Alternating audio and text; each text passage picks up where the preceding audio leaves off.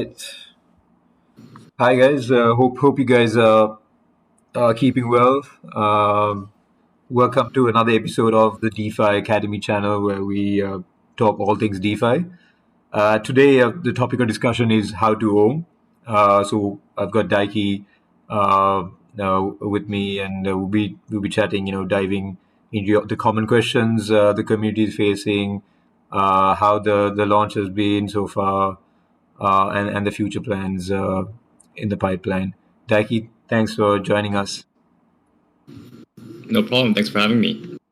I'm just actually going through the assets supplied. I think we're almost at $94 million worth of assets supplied. I'm just looking at the DeFi pulse, the rankings. Well, if you on it, we're probably on the top 50. It's really impressive in terms of TVL. What are your thoughts so far? It's pretty exciting times. Yeah, I think it just kind of goes to show that Icon community has been looking for a lending protocol on Icon. So I'm really excited to see the kind of excitement from the community. And I think if you look at, I think I was looking at the total number of, addresses that have interacted with OMM protocol so far, and then I think there's at least like over 1,000 people who has interacted with it. I think which is like Wow. put us in pretty high up there in terms of DeFi. So it's good. So if anyone had any doubts, there were just a couple of whales in it that just buries that thousand unique addresses. Was it, Daiki? Yeah, plus 1,000 plus. I forgot the exact number, but it was like basically 4 digits. Yeah. Wow, that's really impressive. Um, so just to get things started, I think the community, I think a lot of the questions in the Ohm Discord group, a lot of them were kind of confused how Ohm fits in with balance. What is the difference for between Ohm and balance, just to kick things off? Yeah, I think uh, so if I look at kind of DeFi ecosystem, I kind of see kind of three big money Legos that can be kind of plugged into multiple different DeFi protocols. And to me, those three are, one is obviously a DEX where you can trade things. And then the second is a lending protocol where you can borrow and deposit, which is basically what OMM is. And then third is like a synthetic platform like Maker and Synthetics. And I think Balance covers more of a, DEX plus synthetic platform. And OMM covers more of a lending protocol. And I think they're synergistic in general. If you think about it, I think Balance is great at kind of creating synthetic stablecoins on Icon, BNUSD. Mhm. But then I think right now that's mostly for Icon community. So I think with the addition of like IUSDC, which obviously I think helps in terms of getting some of the folks from Ethereum, and then also USDS, which is mostly to attract the like regular non-crypto folks. So I think it kind of helps because it's easier to basically expand onto multiple assets. So I think it has its own roles, both Balance and OMM.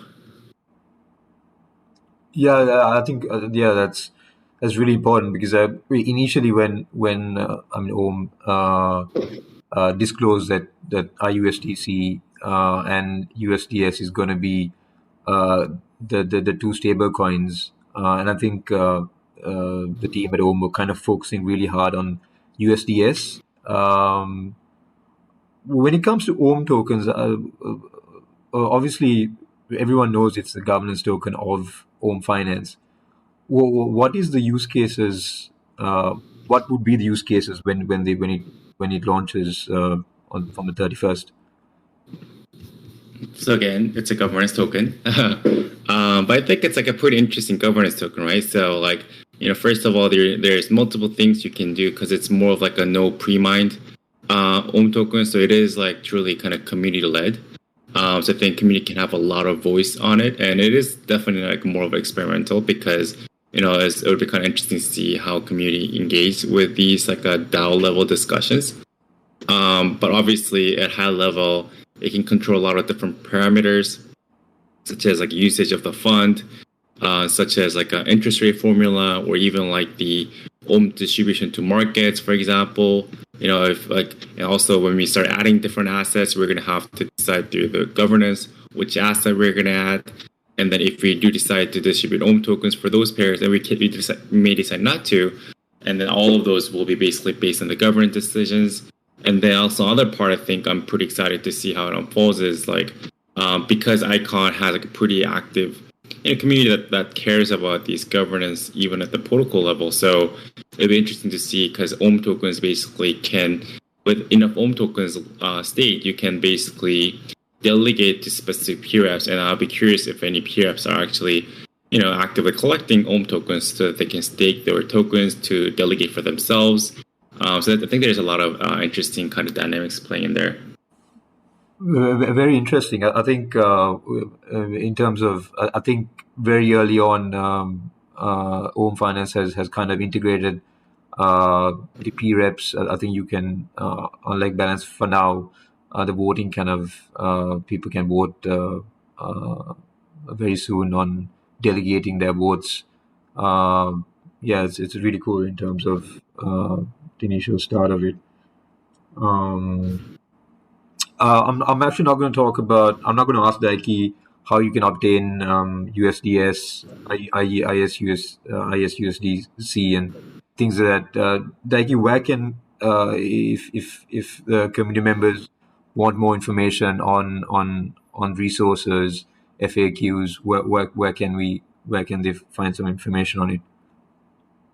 I think Docs is definitely the best place. It has all the information we really need. And then I think Discord, I think a lot of people have asked great questions, and then I think community members have answered, given a lot of great responses. So I think just looking through Discord and Docs should get you like 99% of the questions that people may have. Yeah, because especially in a stage channel, and it's really important that you guys go through the documents and learn for yourselves on these topics, because the best way to learn is just taking your time and going through things.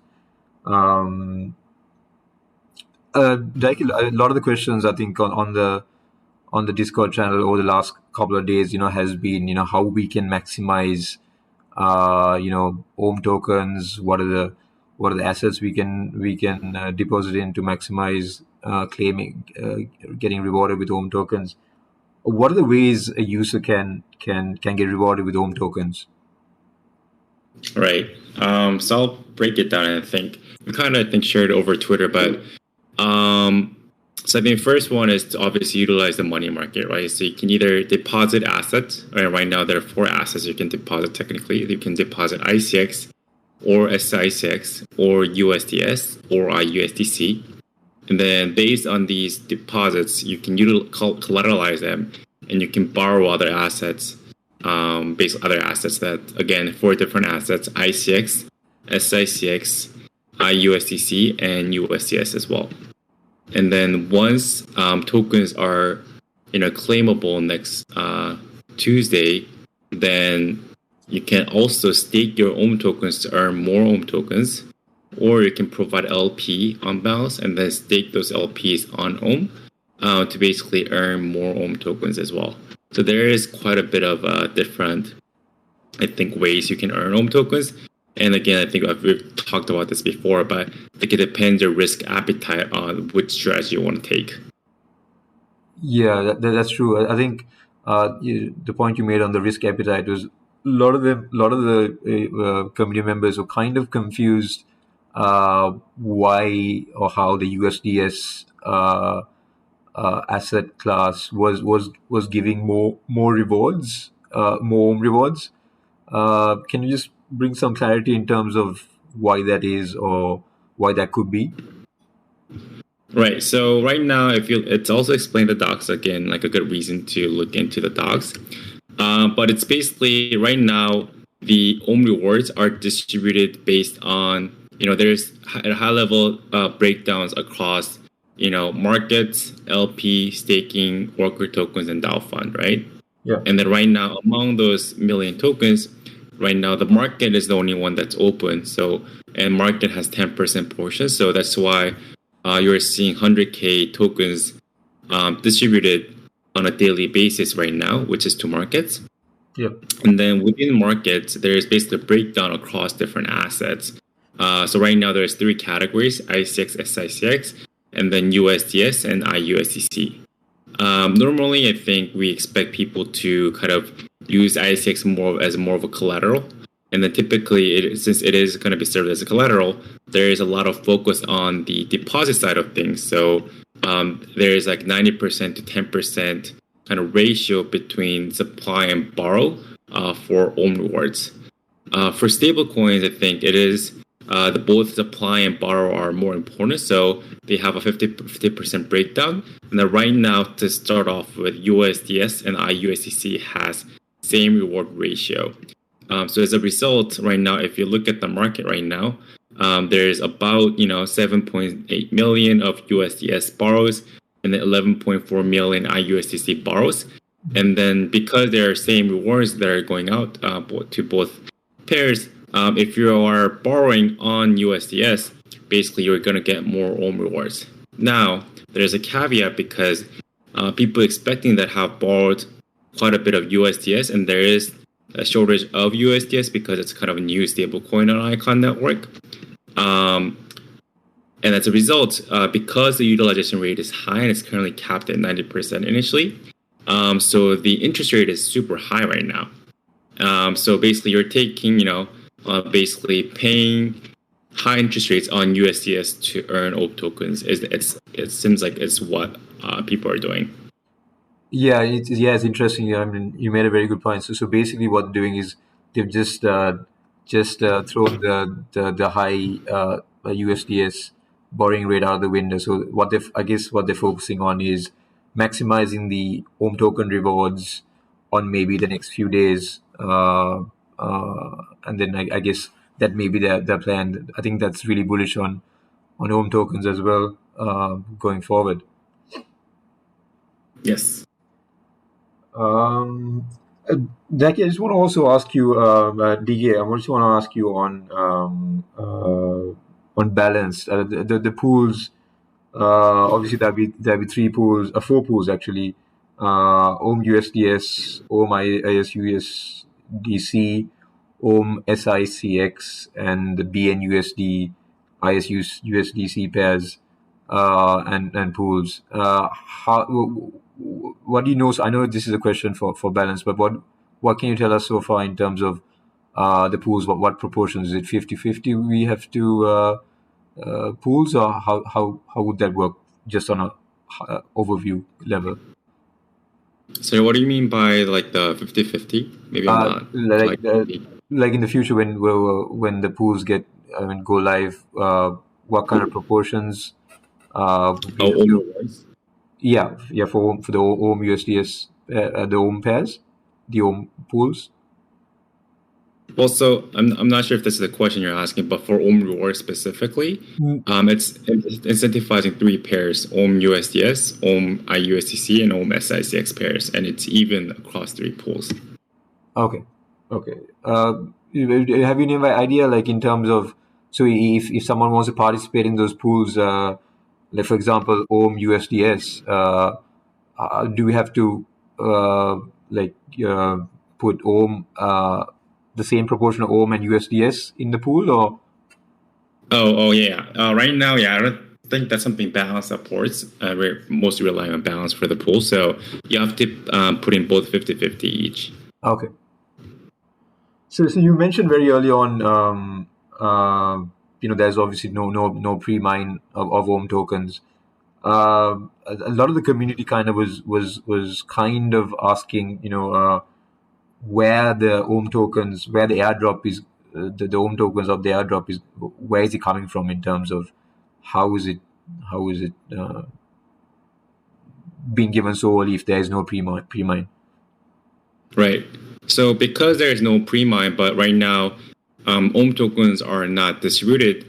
Basically, there is a spare tokens for a portion that should go to the staking and LP portion. So for first 5 days, basically, there's 200K OMM tokens that are supposed to go to those. So a total of 1 million OMM tokens are used for the airdrop early on August 31st. Guys, I'm just if there are any questions, shoot away. I mean, this is more about the community and get your questions answered and maximize the use experience of OMM Finance. So just shoot away your questions and or whatever your thoughts that you guys have been having, and we'll be happy to discuss that further. Um, yeah, in terms of, oh yeah, um, we've got Fez. Fez, hey, Hi, I Fez. can't resist. Hello, hello. Hey, so Daki, the bridge. Have we got any stats around how much we sign up we've seen across bridge? Oh, so I'm not the one that's managing bridge internally, but I think the last that I heard was somewhere around 700. I think it's in the highest 3 digits. That's what I heard. Good news, yeah. That's something good to get out there. Adoption, woo! Yes. I want. Yeah, I mean, I think all of us kind of want the bridge experience to be smoother. So hopefully we'll get there. Yeah, I think they're like Stably team is like planning to like offer like a better experience. I know there's a lot of complaints about also like just ACH deposits and wires. So I think overall they're also trying to kind of improve the experience. So hopefully it kind of goes through by the time we can really promote this to non-crypto folks.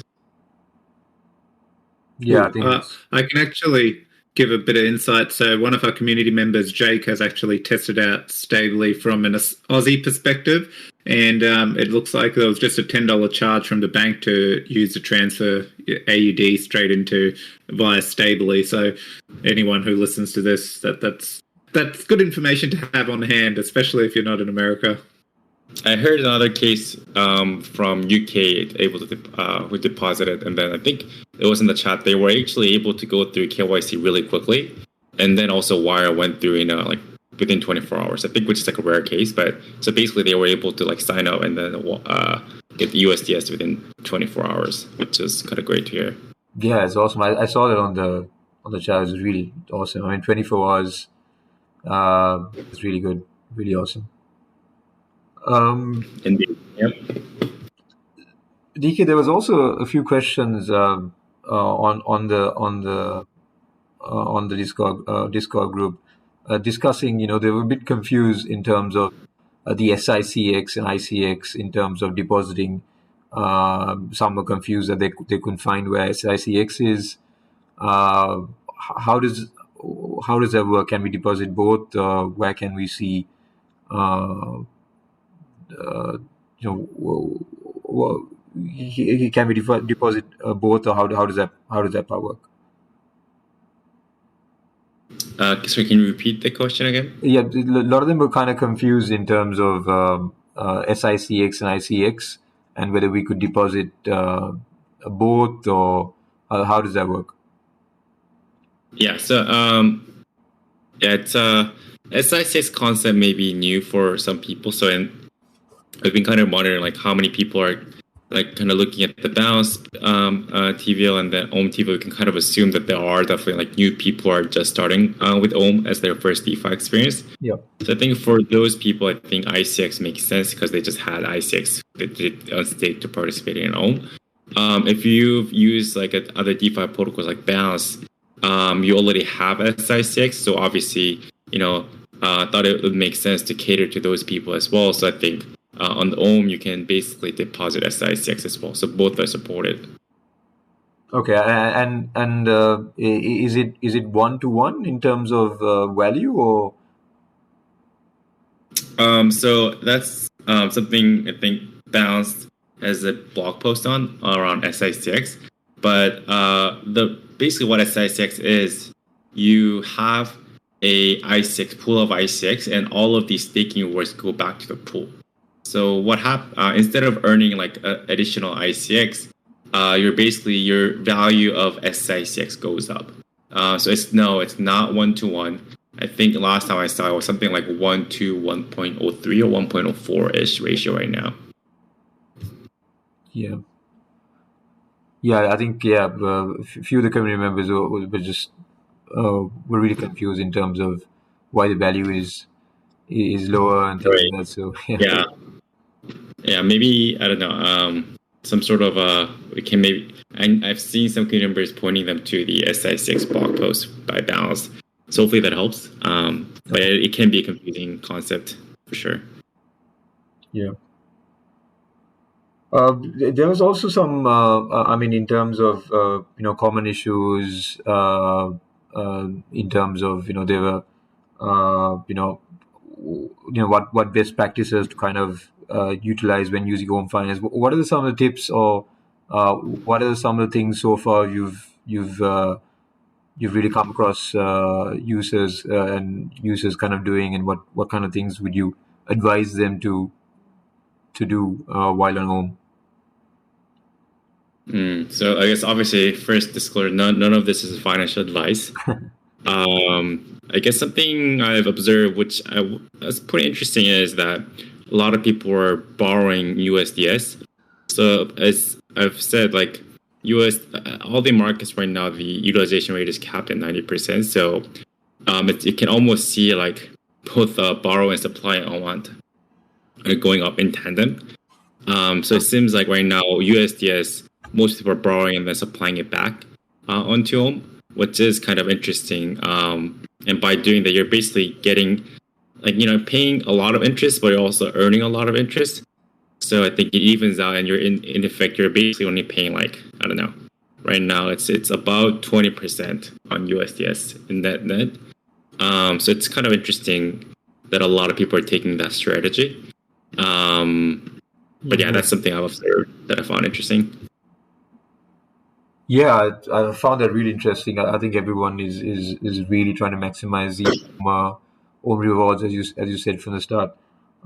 Is there anything else in terms of where maybe kind of tips that users kind of can take up, or what are some of the concerns they've raised, the common issues that they've faced. I think one of them was, I think, in terms of the refresh and the caches, and sometimes they've had some issues in terms of sometimes when using Ledger, sometimes signing in. I think that you've provided an article on that in the general chat, I think. Yes, I think we're making fixes on front end as we speak all the time. So I think it helps to do a refresh when you come back to the site, which is like I learned for the first time recently as well. So the way to do a hard refresh on Mac is Command Shift R. Okay. I don't know what it is for PC, but apparently if you do that, it refreshes all the cache and everything. So you are up to the latest development version on the front end. Yep. Cool. So it's something I'd recommend to people in general when they come to Omm website in a while. Yeah, I think I'll reshare it in the general chat after the call. I think it's important. I think it comes up sometimes. So yeah, I think we spoke about right at the start about the experience so far, and the crazy spike in the TVL. I think I've not really experienced a protocol having such a high participation, assets deposited in the short term. I think this is really great. What are your thoughts so far on that, DK? Yeah, I think both the growth in TVL and also like the number of users, I think those are two things we're tracking right now. I think is like really great. I obviously don't want this to be just a whales game. It's great to see that actually on Icon DeFi ecosystem, maybe because the transaction fees are really cheap. Yeah. I do see a lot higher engagement than typical DeFi protocols. So that's always great to see. And then hopefully, this means that there's more fair, even distribution of Omm tokens across a larger audience. And then we'll see like a lot more active participation from the community on the direction of where the protocol goes versus like a few whales kind of, just like making suggestions and talking amongst themselves, which does happen to quite a bit of DeFi protocols. So. Yeah, I think that's very important to take note. I think any users who are very much more active on other networks like Ethereum and things like that. There's a lot of opportunity in Icon. I mean, with these TVL numbers, obviously there's a lot of protocols in Ethereum and other networks, but when it comes to Icon, it's really impressive in terms of the TVL, the user experience, uh, and the engagement and how passionate community members are in terms of making the product successful. Uh, I think there's a lot of kind of uh, you know we can use Home Finance as a very good example to kind of market the Icon brand to the other communities, especially with interoperability and cross chain liquidity with Home Finance kind of taken advantage of. What can we expect from Home Finance going forward? Whether there's Polkadot being BTP, Icon 2.0 coming, how is Home Finance going to leverage on those aspects of Icon? Yeah, no, I think the reason why I thought, like the team thought, lending protocol would make sense is because there isn't really a cross-chain, like a good cross-chain lending protocol at the moment. And then hopefully with, BTP enable, I think we're already starting with Orbit Bridge, but hopefully with BTP, like as we have more access to different kind of assets, I think it'd be really interesting to see, a lot of the cross-chain assets being onboarded onto Omm. I think in terms of strategy, I'd love to hear from the community, but I'm thinking instead of targeting necessarily big assets that people have, because there's a lot of, places you can already collateralize, I think it'd be really interesting to focus on more of like not necessarily niche, but the assets that are not currently supported by money markets, right? As a result, I think it's a good way to like collaborate with those communities. I'm sure those communities are looking for ways to, utilize their collateral. Like it makes their assets productive as a result, right? So I think that's something I'd love to kind of like spend more time on, and would love to kind of get support from the community on as the BTP is enabled. Yeah, I think that's a really good strategy, DK, because for one, you're giving a very important liquidity for those users of those protocols, and also these big assets. There's a lot of competition in other protocols, and that's a really good way, I guess, of differentiating the Home Finance product. I think that's really good. Yeah, So, I mean, again, I think this is like, I think I've mentioned this. The space is too small for any competition. I think overall we just need to focus on the growth of the space. Yep. And I think I want to go back to like the problem solving. Like what problem are we solving, right? And I think Omm initially will solve for Icon ecosystem of those who wanted to use ICX as collateral to borrow stablecoin, right? Yeah. Because that option wasn't available. And then I think it would be great if you can actually provide that value to other protocols that doesn't have money markets on their ecosystem. And then obviously I think the last step is like with Bridge, basically get normal people to be able to utilize these DeFi services freely, right? Yeah. Yeah, I think I think in terms of the larger community and the larger audience, I think Poopster is kind of involved on kind of marrying different communities to Home Finance. Maybe I could get Poopster also kind of involved in that. What kind of maybe programs or things that we've kind of thought of in terms of getting I think before we get the cross chain assets onto Home Finance, I think it's really important that we get the community members of those protocols, of those networks kind of know about Home Finance. What can we do on that front, or what are the things kind of we're thinking of? Yeah, well, I think there's lots of things that we can do, but like one of the things that I'm most interested in is like a lot of a lot of what's going on lately in on Ethereum is the hot thing has been DAOs, and everybody's building these DAOs, and honestly, it's very, very interesting to me as well.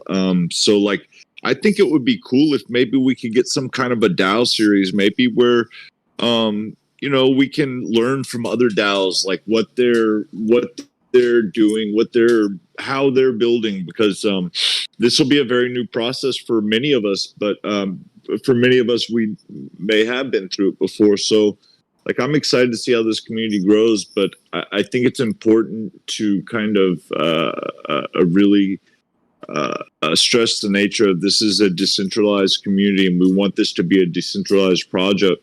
And that means like the community having a lot of interaction and engagement, and the ability to kind of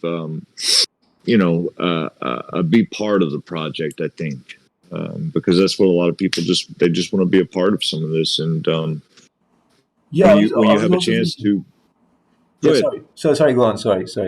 No, go ahead.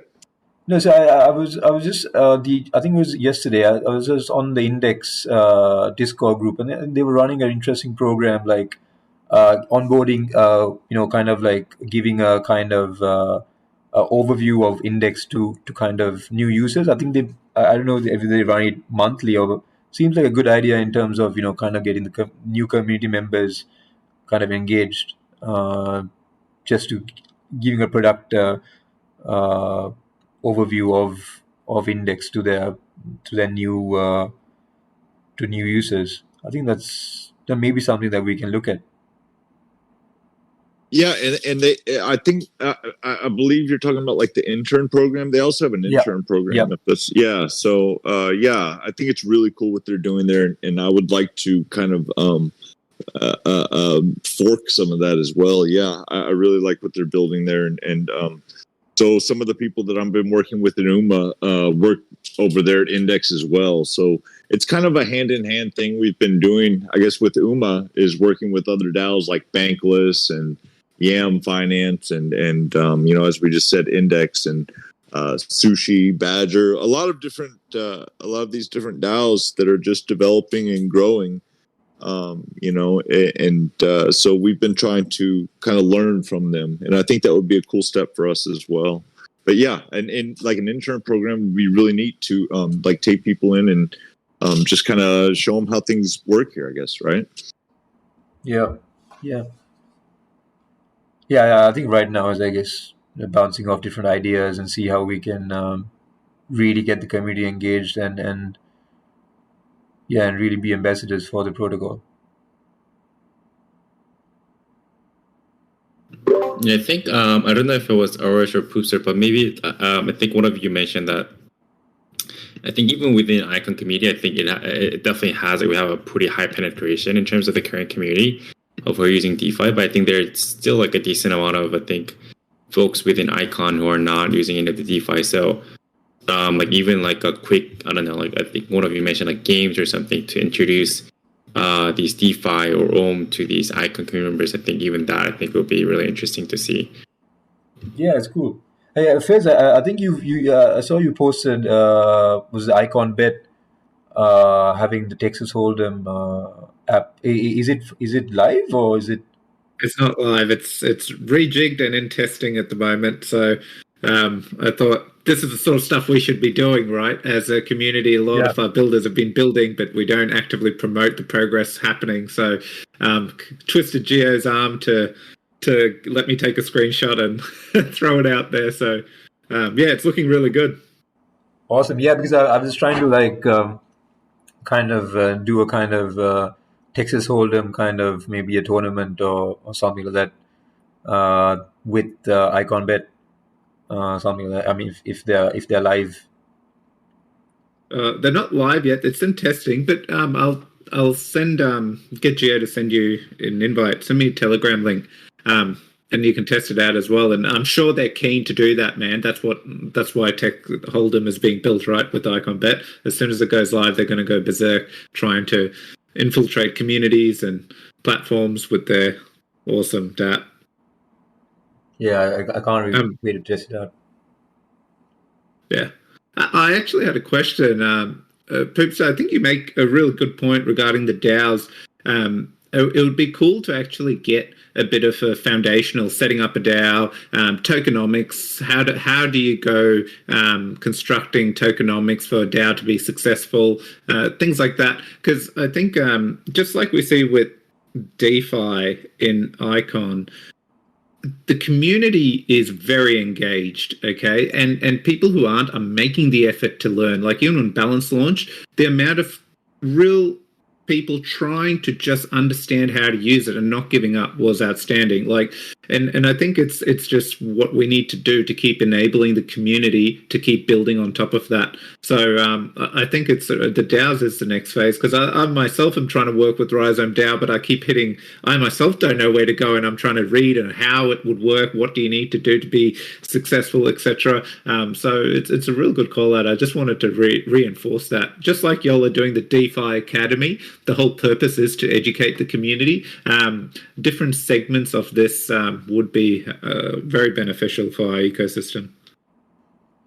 Yeah, I think that's a really good point, Faiz. I think we spoke about this. I think I asked Scott and also DK on the last governance discussion, what really makes, because obviously token economics is very important to kind of to ensure the DAO is functioning efficiently. I think that's a really important point in terms of,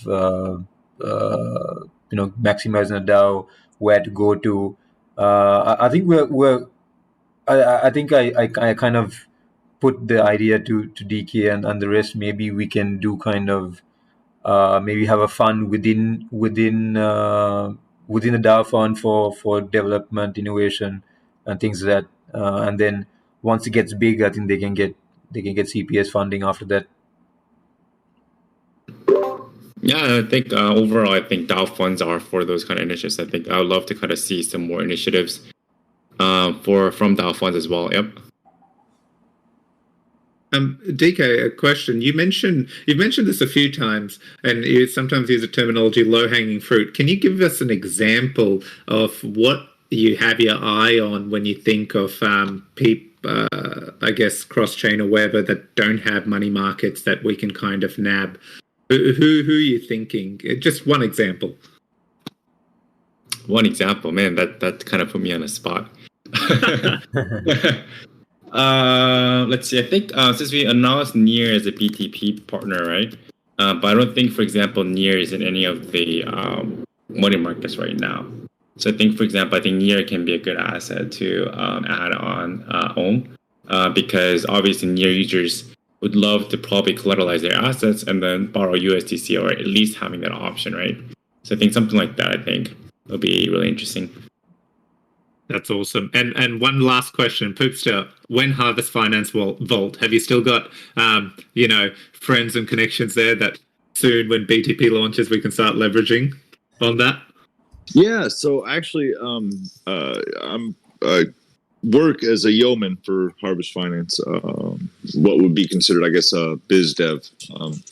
And yeah, we'd be, we're currently on Ethereum and Polygon and Binance Smart Chain, but we're always looking to expand and grow. And I think that would be like, the next thing for us would be like moving across chain, or to another chain completely. So I really think like that when we see like ICE, when we start to see like the EVM compatible stuff, it's going to really start to help bridge a lot of these communities over from Ethereum, and it'll get a lot more eyes on what we're doing here as well. So I think that's a big event to kind of look forward to. But in the meantime, yeah, I've been talking. There's actually a lot of there's a lot more people than you would think are aware of what's going on here, as I guess can clearly be seen by the TVL that Omm achieved. What was it, overnight? Basically, that was really amazing. So I think that we're going to be growing very quickly here, and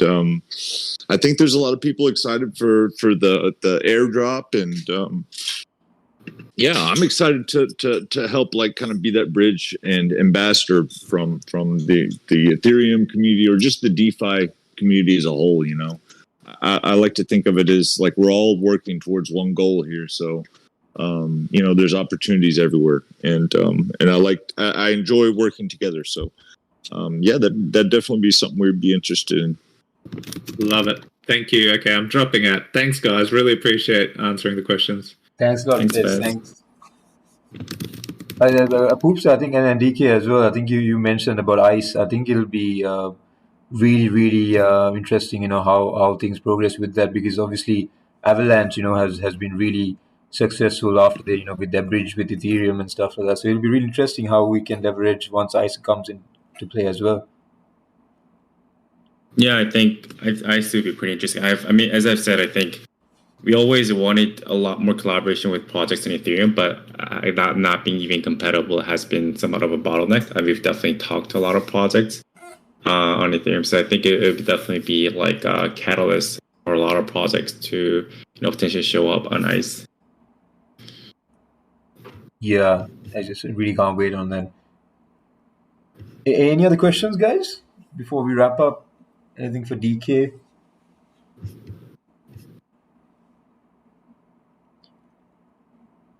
I think we're good.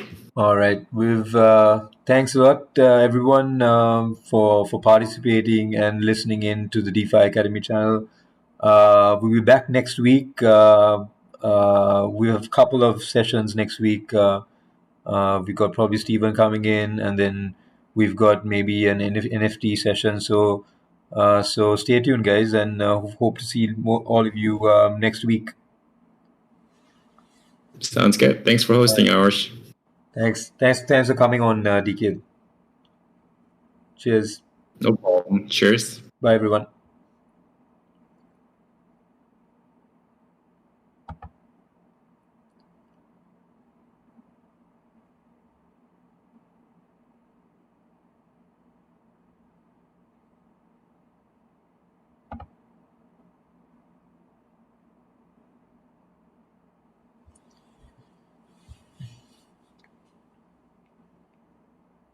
That'd be really cool. Yeah. I like that. All right. Awesome. Well, yeah, I'd love to have that, I guess, on Icon. Looking forward to it then.